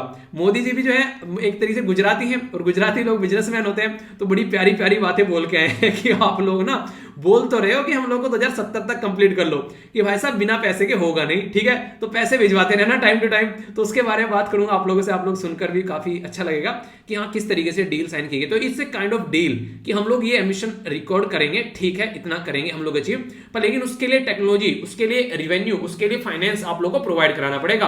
अब उसके बारे में बात करूंगा फिर, ठीक है। सारा माहौल बना कहां पर, ये तो बकायदा माहौल बनाया गया, बकायदा माहौल बनाना स्टार्ट कर दिया था ये जब से डोनाल्ड ट्रंप गया ना, जब से जो बाइडन आया, तो जो बाइडन ने माहौल बनाना स्टार्ट कर दिया था कि देख यार मोदी, मैं ना अभी पेरिस क्लाइमेट एग्रीमेंट में फिर से एंट्री करने वाला हूं, डोनाल्ड ट्रंप ने जो रायता फैलाया था वो समेट लूंगा मैं, ठीक है, पर तुमको भी एक बात याद रखनी पड़ेगी, वो क्या है कि यार तुमको भी साथ देना पड़ेगा। देखो मोदी जी बोले यार चलो देखते हैं कितना हम लोग कर सकते हैं, पर प्रेशर मत डालना है, ठीक है, ऐसा नहीं कि तुम बोलो 2050 में कर दो, 2060 में कर दो, अब हमको आराम से करने दो काम, ठीक है। वैसे भी हमारे लोग सीधे साधे हैं, वो अपनी जिंदगी एंजॉय करें, ज्यादा प्रेशर मत डालने दो उनके ऊपर। तो बाइडन बोला ठीक है चलो देखते हैं क्या कर सकते हैं। तो फिर यहाँ पर इनके द्वारा डिसाइड किया गया कॉन्फ्रेंस ऑफ पार्टी 26 में, तो बोले चलो यार जैसा तुम बोल रहे हो ऐसा कर लेते हैं। तो नेशनली डिटरमाइंड कंट्रीब्यूशन जो एनडीसी है उसके बारे में बात की गई, और United nation framework convention on climate change, याद रखिएगा नेशनली डिटरमाइंड कंट्रीब्यूशन क्या होता है। जैसे मैं आप लोगों को बोलूं कि मैं आप लोगों को पढ़ा रहा हूं, ठीक है, आप लोग बोले कि सर हम ना 2 आदमियों को पढ़ाएंगे, एक बोले सर हम 3 को पढ़ाएंगे, एक बोले सर हम 4 को पढ़ा देंगे, ठीक है, तो इस तरीके से आप लोग बोल सकते हैं, ठीक है। या फिर मैं बोलूं कि आप लोग को मैं पढ़ा रहा हूं, तो आप लोग क्या करना है, आप लोगों को बेसिकली गुरु दक्षिणा देनी है, और गुरु दक्षिणा में क्या करना है, हर एक बच्चे को आप लोगों को कोई भी एक किताब देनी है ताकि वो बच्चा पढ़ सके आगे, ठीक है। तो एक कह रहा है सर मैं एक नहीं मैं तो 2 दे दूंगा, मैं बोलूंगा यार जैसी कैपेसिटी ऐसा बोलो, तीसरा कह रहा है मैं 3 दे दूंगा, चौथा कह रहा है मैं तो सर पूरा सिलेबस ही दे दूंगा, ठीक है। तो इस तरीके से अपनी अपनी कैपेसिटी के हिसाब से काम कर लो, जो भी आप लोगों को लगता है। तो ये ऐसी चीजें यहां पर रहेंगी, ओके। तो ये चीजें हो गई यहां पर। तो यूनाइटेड नेशन फ्रेमवर्क जो कन्वेंशन है उसके हिसाब से अगर बात करें तो ये मुद्दा यहां पर निकल कर आया कि अपने अपने हिसाब से डिसाइड करो और फिर बता दो कि आप लोगों ने काम किया है नहीं किया। थोड़ी अकाउंटेबिलिटी भी तो होनी चाहिए, नहीं कि बोल बोल के चले गए काम नहीं कर रहे हैं, तो ऐसा नहीं होना चाहिए, ठीक है। तो यहां पर अगर बात करें इंडिया के द्वारा सबमिट नहीं किया गया अपडेटेड जो नेशनली डिटरमाइंड कंट्रीब्यूशन अपना प्लान, कहने लगे यार वैसे ही तुम इतना प्रेशर डाल लो, क्या क्या सबमिट करें, तुम्हारे पास में भी थोड़ा छूट दो हमको, ठीक है। तो नेट जीरो जो है वो टोटल एमिशन जो है वो अभी देखते हैं किस तरीके से हम लोग चीजों को आगे लेकर चलेंगे, कि किस तरीके से हम लोग एब्जॉर्ब कर पाएंगे एटमॉस्फेयर में, ठीक है। तो फिजिकल रिमूवल अगर बात करें कार्बन डाइऑक्साइड का थ्रू जो भी यहाँ पर टेक्नोलॉजी है तो उसके बारे में बात करेंगे। तो नेट जीरो जो है श्याम दाम दंड भेद लगा के 2070 तक हम लोग को यहाँ पर बेसिकली अचीव करना है, ठीक है। कि जो यहाँ पर कई सारे लोग ये भी बोल रहे थे कि मत करना अभी डील साइन मत करना इस तरीके की, हाँ अचीव करना है तब तक का, इससे दिक्कतें बढ़ जाएंगी, ठीक है। कई सारे तो ये बोले कि मोदी जी आप तो निकल लोगे फिर हम कैसे करेंगे सारी चीजें अचीव, तो आप हमारे ऊपर क्यों बटन डाल के जा रहे हो। पर लेकिन सही है यार, जब तक टारगेट डिसाइड नहीं करोगे तो अचीव कैसे करोगे। तो वही बातें होगी। तो पहले तो 5 पॉइंट समझ लेते हैं, ये इंपॉर्टेंट यहाँ से पता नहीं मुझे क्यों लग रहा है इस न्यूज में से आप लोगों के लिए क्वेश्चन जरूर बनेंगे आने वाले एग्जाम में, ठीक है। और खासकर ये वाली स्लाइड बहुत इंपॉर्टेंट हो जाती है। इंडिया का पहले टारगेट था 450 गीगावाट का, 450 गीगावाट कब तक था, 2030 तक का। अब कुछ अच्छा करना था तो बोला कि बेसिकली बाइडन की मोदी साहब करो कुछ, तो मोदी साहब ने बोला यार इसमें 50 और ऐड कर दो तुम, ठीक है, 50 ग्राम और ऐड कर दो यार तो 500 ग्राम हो गया पूरा, यानी कि 500 गीगावाट हो गया। अब यहाँ पर आधी किलो का वाट रख दिया पूरा उठाकर, ठीक है। तो 500 गीगावाट यानी कि 500 ग्राम के हिसाब से याद रख लेना 500 गीगावाट, ठीक है। तो यहाँ पर 2030 तक का हो गया। इंडिया जो है वो 50% जो एनर्जी है वो रिन्यूएबल एनर्जी यानी कि सोलर एनर्जी हो गया, हवा वाली एनर्जी हो गया, सूरज वाली एनर्जी, उससे 2030 तक का टारगेट रखवा दिया है, ठीक है। चलो भाई साहब इसको भी देखेंगे। इंडिया जो है रिड्यूस करेगा टोटल प्रोजेक्टिव जो कार्बन एमिशन है 1 बिलियन टन, जो आज से लेकर 2030 तक का 1 बिलियन टन जो है वो कार्बन एमिशन को कम करेगा बेसिकली इन्वायरमेंट से, ठीक है। 2030 तक का रिड्यूस करेंगे कार्बन इंटेंसिटी, ठीक है, इकोनॉमी के अंदर 45% फ्रॉम द जो प्रीवियस जो टारगेट है 35% से, यानी कि ये भी बढ़वा दिया हमारा थोड़ा सा कि थोड़ा सा इसको भी बढ़ा लो, ठीक है। और 2070 तक का अचीव करेंगे टारगेट नेट जीरो। अब यहां पर मुद्दे की बात करता हूं मैं। पहले तो यहां पर याद रखिएगा चाइना का टारगेट 2060 तक का है, यूनाइटेड स्टेट ऑफ अमेरिका का टारगेट कब तक है, ये 2050 तक है, और इंडिया का टारगेट 2070 तक है। यूएसए के द्वारा तो अभी डोमेस्टिक लेवल पर यानी कि अपनी लोकल लेवल पर ये 555, ठीक है, उन्हें निर्मा साबन आता था 555, तो 555 निर्मा साबन से धुलाई भी करेगा रिन्यूएबल एनर्जी में, यानी कि ये आने वाले टाइम में अपने देश में रिन्यूएबल एनर्जी, ठीक है, इलेक्ट्रिक व्हीकल, ये सारी चीजें भी लाने वाले हैं। तो ये सारे मुद्दे भी देखने को मिलेंगे। तो इंडिया ये कह रहा है कि यार थोड़ी सी छींटे हमारे ऊपर भी डाल देना यार, इतना सारा पैसा तुम्हारे हमारे पास में, तो हमारा भला हो जाएगा थोड़ा सा, ठीक है। तो ये से बोला है ठीक है टेंशन मत लो, ठीक है, चाइना से तो आगे निकाल कर छोड़ेंगे, अब देखो कितना निकाल पाते हैं। तो नेट जीरो करना है, तो नेट जीरो का मतलब होता है कि एब्जॉर्ब करना है जितना आप लोग एमिट कर रहे हो, ठीक है, ऐसा नहीं कि आप लोग को एमिट नहीं करना है। तो वही बात होगी कि पेड़ जितने कटने हैं उतने ही लगाने हैं, तो ये है बेसिकली, ठीक है। जितना आज कुछ एक्स्ट्रा खा लिया, फैट चढ़ गया, तो एक्सरसाइज ज्यादा कर दो, ठीक है, वही बात होगी। तो अभी क्या क्या मुद्दे हैं, तो मैंने आप लोगों को बताया यहाँ पर कि 70 कंट्री करीब ऐसे जिन्होंने प्रोमिस कर दिया है, तो यानी कि 70 लोगों को फंसा लिया इन्होंने अपने जाल में कि करो तुम भी प्रोमिस है। तो यहाँ पर पेरिस क्लाइमेट एग्रीमेंट का ध्यान रखते हुए कि 2 डिग्री सेंटीग्रेड के नीचे तभी हम लोग इसको कर पाएंगे pre industrial time. Pre industrial time जब से इंडस्ट्री बनना स्टार्ट हुई थी तब से लेकर तभी हम लोग इसको अचीव कर पाएंगे। अगर बात करें तो टारगेट के बारे में, तो इंडिया फाइनली हम लोगों के द्वारा डिसाइड कर ही लिया गया कि हाँ हम लोग कुछ ऐसा करने वाले हैं। सारा जो बेसिकली काम स्टार्ट हुआ था ये होता पेरिस क्लाइमेट एग्रीमेंट, वहां पर भी सबके द्वारा टारगेट रखे गए थे, ठीक है। हमारे द्वारा भी बोला गया था कि डोमेस्टिक जो है रिड्यूस कर देंगे 33 to 35% 2030 तक का, 2005 के जो लेवल है, यानी कि 2005 में जो हम लोग बेसिकली एमिट कर रहे थे उस लेवल क्या हो गया उस लेवल पर अचीव करेंगे। बेसिकली 2005 के लेवल पर हम लोग लेकर आएंगे, यानी कि 30 से 35% तक हम लोग कम करेंगे 2030 तक का, तो ये इनके द्वारा बोला गया है, ठीक है। तो इसके बारे में थोड़ा सा आइडिया रखेगा। इसी के साथ में बात करें क्लाइमेट फाइनेंस के बारे में, ये है इंपोर्टेंट मुद्दा। मोदी जी ने बोला मुझे फंसा रहे हो, मुझे दिख रहा है तुम ना मुझे ट्रूथ एंड डेयर वाला काम खेल रहे हो मेरे साथ में, और 2070 तक का टारगेट डिसाइड कर दिया, पर यूके में छुट दूं, अब क्या करूंगा फिर मैं करूंगा भाई साहब आप लोगों से पैसे की मांग, ठीक है। तो मुझे चाहिए 1 ट्रिलियन क्लाइमेट फाइनेंस, ठीक है। हम लोग चाहते हैं कि हम लोग इनको इंप्लीमेंट करें, बड़ी बड़ी टेक्नोलॉजी हमारे पास में होनी चाहिए, जैसे बड़े बड़े स्मोक टावर लगा दो हमारे देश में अलग अलग जगह जिसमें करोड़ों रुपए लगते हैं, ठीक है। तो उसके चलते यहाँ पर लोगों की लाइफ भी मैं चेंज करूंगा, मोदी जी ने बोला, तो आप लोगों को ना सपोर्ट प्रोवाइड कराना पड़ेगा। हमारे लोग ना बड़े ही बेचारे सीधे साधे भोले भाले लोग हैं, तो आप लोग पैसा देते रहो, फिर तमाशा देखो हम लोग क्या क्या चेंज करते हैं ना। हमने सब जगह मेट्रो बैठा दी, तुम पैसे भेजो पहले, ठीक है, तो गड्डी आती रहे उधर से। तो इंडिया जो है वो लोवेस्ट पर कैपिटा एमिशन है, 5% है अगर बात करें, जबकि 17% हमारी पॉपुलेशन है। तो यार हम तो वैसे ही, हम तो आज भी वैसे भी हम लोग गांव में अगर जाओगे उन्हें हाथ से हिलाने वाले पंखे हैं, वे बीजने जिनको बोलते हैं लोकल भाषा में, वो यूज करते हैं हम लोग। अब तुम बोल रहे हो कि एसी वेसी तो यार देखने को भी मिलती है, बहुत कम लोग ऐसे हैं जो आज के में कूलर पंखे में सोती है आज के में हमारी जनता। तो आप लोग बताओ अब यहाँ पर पैसा नहीं आएगा तो एसी कैसे लगेंगी। तो वर्ल्ड रिसोर्स इंस्टीट्यूट जो है उसके द्वारा बोला गया है, बड़ी बढ़िया बात, उसके द्वारा बोला गया है कि ग्रीन हाउस एमिशन जो है यहाँ पर, ठीक है, अकॉर्डिंग टू उसके इंडिया का ग्रीन हाउस एमिशन जो है वो 3.3 बिलियन टन, ठीक है, 2018 में था। अगर बात करें 2030 तक का हमारा 4 बिलियन टन हो जाएगा। तो अभी टारगेट हमारा कितना है, ये है 2030 तक का 450, पर लेकिन अभी क्या कर दिया 50 और ऐड कर दिए तो 500 हो गया।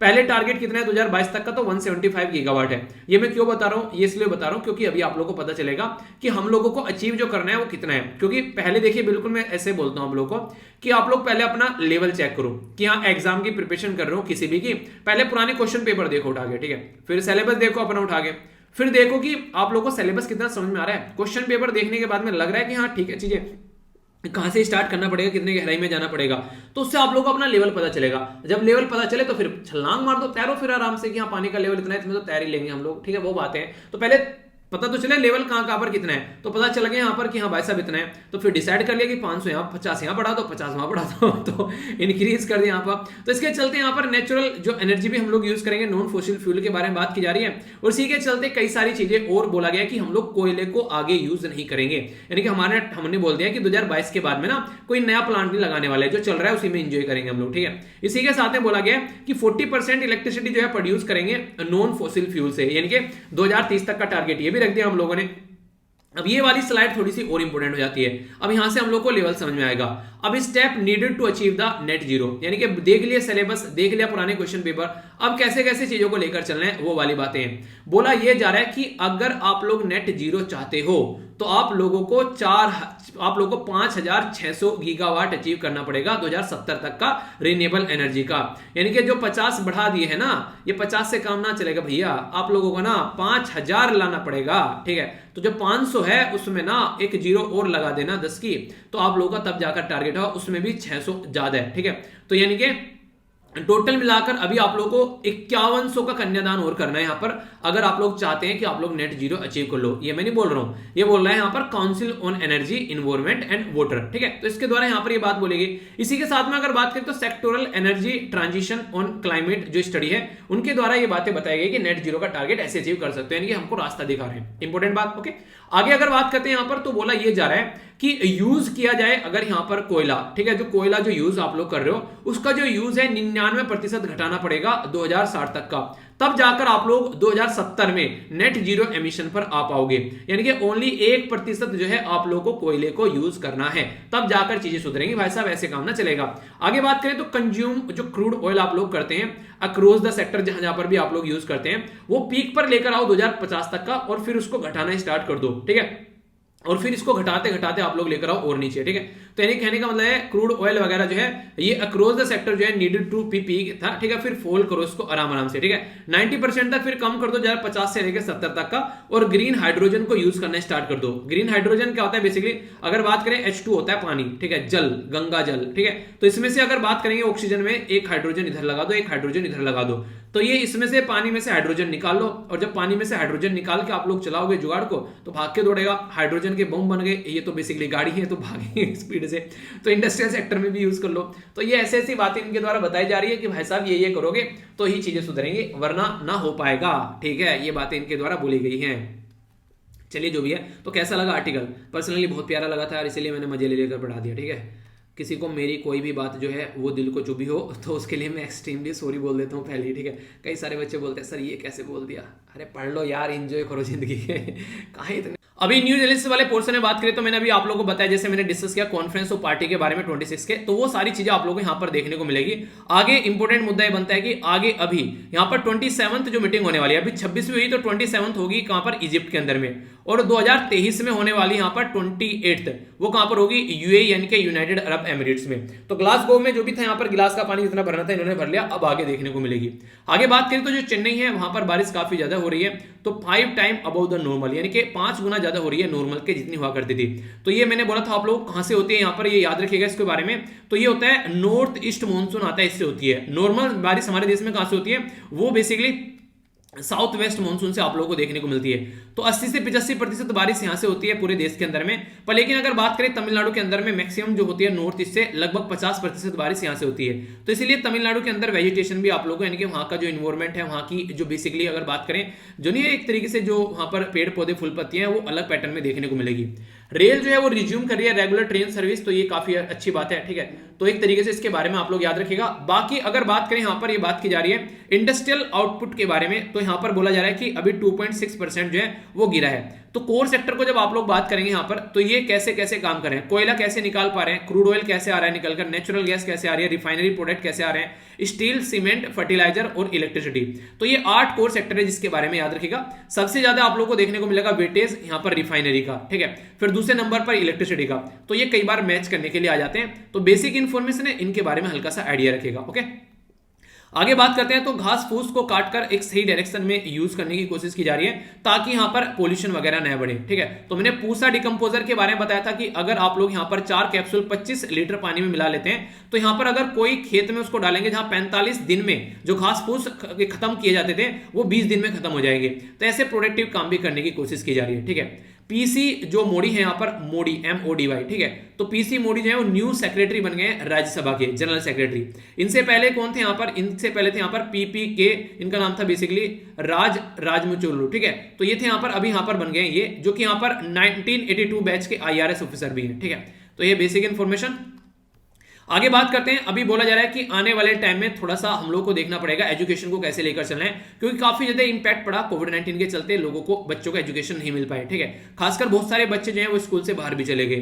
तो इंटरनेट की कनेक्टिविटी बहुत बड़ा रीजन बना, और नो इंटरनेट एक तरीके से इंटरनेट कनेक्टिविटी जो है वो चीजों को बेसिकली चीजें पहुंचा पाया, पर नो इंटरनेट नहीं था यहाँ पर, वहां पर दिक्कतें और ज्यादा देखने को मिली, ठीक है। तो रिसीव किया रिमोट एजुकेशन भी, काफी सारे लोगों को आधों को एजुकेशन मिल ही नहीं पाई, कहीं इंटरनेट नहीं था तो कहीं मोबाइल नहीं था, तो दुनिया भर की दिक्कतें देखने को मिली।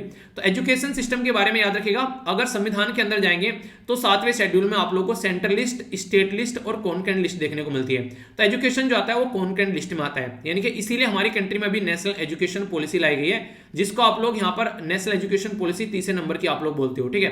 पहली 1968, दूसरी 1986 में और तीसरी 2020 में लेकर आया गया। और हमारी कंट्री में कौन सा संविधान में संशोधन किया गया बताइए, जब एजुकेशन को फंडामेंटल राइट बनाया था 6 से लेकर 14 साल के बच्चों के लिए। तो ये आप लोग को बताना कौन से आर्टिकल में इसको रखा गया, ठीक है। तो ये आप लोग बताइए। आगे चलते हैं, यहाँ पर बेसिकली बात की जा रही है, पता नहीं आज के दिन पहलवानों को क्या हो गया, एक दूसरे का मर्डर करते हुए घूम रहे हैं। अभी यहाँ पर एक ऐसा ही केस आप लोगों को देखने को मिला फिर से, कहां पर, हरियाणा के अंदर से केस निकल कर आ रहा है। तो बेसिकली एक तरीके से मतलब हरियाणा के जो प्लेयर हैं तो उनके द्वारा फिर से यहाँ पर एक केस निकल कर आया, तो पकड़ लिया गया है बेसिकली जिनके द्वारा हरकतें की गई है। तो अभी एक पर्टिकुलर पर्सन थे जिनका नाम था यहाँ पर बेसिकली निशा दहिया, ठीक है। तो एक तरीके से इनकी डेथ हुई अभी, तो एक कंडीशन आप लोगों को देखने को मिलेगा। कई सारी चीजें यार एक गलत तरीके से यहाँ पर चीजें देखने को मिलती है, ठीक है। तो ये कहीं ना कहीं चीजों का सही तरीके से इस्तेमाल नहीं है। ये मुझे बड़ी ही इंपॉर्टेंट न्यूज लगी। देखिए आज डेट में अगर आप लोग यूएसए में जाएंगे या फिर आप लोग यूरोपियन यूनियन के अंदर जाएंगे, वहां पर क्या होता है, अगर कोई पर्टिकुलर पर्सन किसी यूनिवर्सिटी से पढ़ के निकला है ना, किसी कॉलेज से पढ़ के निकला है, तो वो क्या करता है, वो हमेशा अपनी लाइफ में अगर अच्छी पोजीशन पर पहुंच जाता है तो काफी बड़ा कंट्रीब्यूशन देता है अपनी बेसिकली यूनिवर्सिटी को। पर हमारे देश में एजुकेशन सिस्टम में ऐसा नहीं देखने को मिलता था। नॉर्मली देखा जाए हमारे देश में ज्यादा कंट्रीब्यूशन नहीं मिलता था, ठीक है, कि हाँ पढ़ के निकल गए दिल्ली यूनिवर्सिटी से और फिर उसको पैसा दे रहे हैं कि ताकि एजुकेशन सिस्टम को इंप्रूव किया जा सके। पर यहाँ पर ये अभी देखने को मिला, काफी बड़ी बात है। यहाँ पर इनका नाम है अनंत यार्दी, ठीक है। तो इनके द्वारा 10 मिलियन अभी यहाँ पर देने की बात की गई है आईआईटी दिल्ली को, ताकि यहाँ पर आर्टिफिशियल इंटेलिजेंस के ऊपर काम किया जा सके। ये बड़ी बात है यहाँ पर एक तरीके से अपने एजुकेशन इंस्टीट्यूशन को कंट्रीब्यूशन करना, जहां से पढ़कर निकले, जिस स्कूल से आप लोग पढ़ के निकले हो, ठीक है, जहां से आप लोग पढ़ के निकले हो, तो वहां पर आप लोग, अगर आप लोगों को लगता है मेरा स्कूल जो है यार अप टू द मार्क नहीं, तो उसको और अच्छे से आप लोग डेवलप कर सके।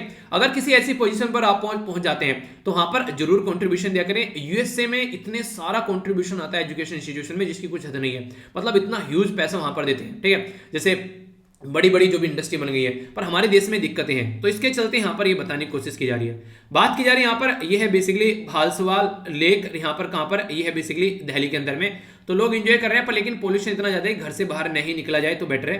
तो ग्रेडेड रेस्पॉन्स एक्शन प्लान जो है उसके बारे में बात की जा रही है, तो इमरजेंसी कैटेगरी में इसको डिक्लेयर कर दिया गया है, ठीक है। इसी के चलते आगे बात करते हैं, यहाँ पर केरला के अंदर अभी कोरोना था, तो अभी यहाँ पर नोरो वायरस आया गया, ठीक है। तो नोरो वायरस जो है काफी खतरनाक है एक तरीके से बच्चों के लिए। यहाँ पर डायरा और एक तरीके से जो बच्चे हैं ना, उनको आप लोगों को देखने को मिलेगा कि वोमिटिंग और डायरा, दस्त और उल्टियां आप लोगों को देखने को मिलेगी। इसी के चलते यहाँ पर जो नोरो वायरस है बच्चों को इन्फेक्ट, जो बेसिकली कोज इन्फेक्शन एडल्ट में भी, और यहाँ पर एंड्रीनो वायरस अगर बात करें, यहाँ पर एंडिनो वायरस, ठीक है। इसी के साथ में यहाँ पर एस्ट्रो वायरस, तो ये इन्फेक्ट करते हैं बेसिकली बेबीज को, ठीक है, यंग चिल्ड्रन को। तो इनके बारे में थोड़ा ध्यान रखना, जो ऐसी चीजें होती हैं काफी दिक्कत क्रिएट कर देती है, ठीक है। आगे चलते हैं, डेटा प्रोटेक्शन को लेकर काफी लंबे समय से बात चल रही है हमारी कंट्री में, कई सारे लंबे समय से बात हो रही है, पर अब तक सॉल्यूशन नहीं निकला है। तो देखते हैं सॉल्यूशन कब तक निकलता है। अभी यहां पर बोला गया कि बिल में कुछ ऐसे प्रोविजन थे जिनको यहां पर बेसिकली अकाउंटेबिलिटी की बात की गई, तो गवर्नमेंट उसको रिमूव करने की बात कर रही है, तो अपोजिशन प्रोटेस्ट कर रही है। तो देखते हैं कब तक सॉल्यूशन निकल पाते हैं। ये बिल जो था ये किसके द्वारा इसका ड्राफ्ट तैयार किया गया था, ये आप लोग बताइए, कई बार डिस्कस कर चुका हूं। और राइट टू प्राइवेसी जो आर्टिकल 21 के तहत आती है, उसकी वजह से भी कई बार न्यूज में आ चुका है। अभी अगर बात करें तो परमानेंट कमीशन की बात की जा रही है अभी हमारी कंट्री में वुमेन के लिए, तो काफी अच्छी बात है। यहाँ पर दो तरीके से कमीशन होते हैं, शॉर्ट सर्विस कमीशन और परमानेंट कमीशन।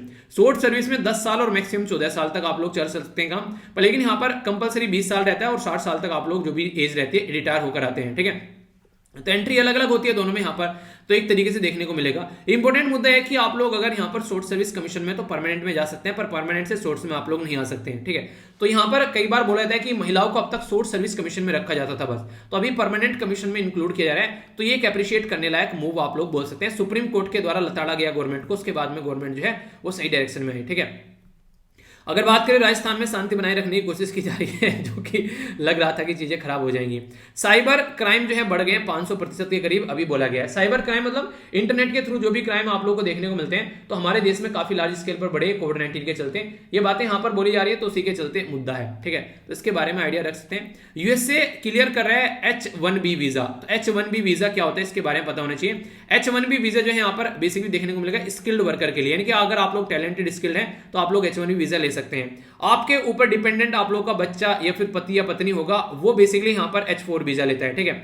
H2B वीजा जो रहता है सीजनल वर्कर के लिए रहता है। HL1 वीजा रहता है इंट्रा कंपनी ट्रांसफर। अगर इंडिया के अंदर आप लोग गूगल में है और यूएसए के अंदर गूगल में जाएंगे तो L1 वीजा लगेगा। J1 स्टूडेंट्स के लिए रहता है जो पढ़ने भी जाते हैं और वहां पर कमाते भी हैं, तो उनके लिए J1 वीजा आप लोग को देखने को मिलता है। तो ये बेसिकली आप लोग को यहाँ पर मुद्दे देखने को मिलेंगे जिसके बारे में आप लोग आइडिया रख सकते हैं। बाकी वही है कि बाइडन है और उसके साथ में बाइडन के साथ में शी जिनपिंग के द्वारा बात की गई।